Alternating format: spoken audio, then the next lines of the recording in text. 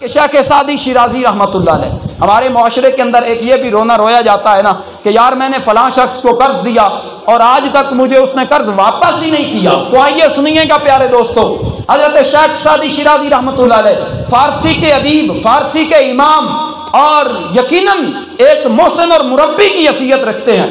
آپ فرماتے ہیں کہ بے نمازی کو قرضہ نہ دیا جائے۔ وجہ کیا ہے؟ وہ فرماتے ہیں کہ جو اللہ کا حق نہیں ادا کر رہا، اللہ کا جو قرض ادا نہیں کر رہا، وہ تمہارا قرض کس طرح ادا کرے گا؟ وہ تمہارا قرض کس طرح ادا کرے گا؟ اس لیے فرماتے ہیں کہ بے نمازی کو قرضہ نہ دیا جائے۔ اگر ہم سوچیں معاشرے کے اندر تو قرض نہ دینے والوں کی ایک تعداد جو ہے وہ بے نمازی ہے، جس کی بنا پہ قرض واپس ہی نہیں کیا جاتا، وہ قسمیں در قسمیں کھاتے ہیں، لاکھوں کے معاملات ہوتے ہیں، ہڑپ کر جاتے ہیں اور آدمی پریشان ہوتا ہے کہ یار یہ مسلمان ہیں۔ تو بہرحال یہ غور و فکر ہے اور ہمارے لیے بہت بڑا لمحہ فکریہ ہے کہ ہم اس کو پہ غور و فکر کرتے ہوئے اپنی آخرت کی بارے سوچیں اور آج ہی اپنی آخرت کا فائدہ سوچتے ہوئے راہ حق کے مسافر بن جائیں۔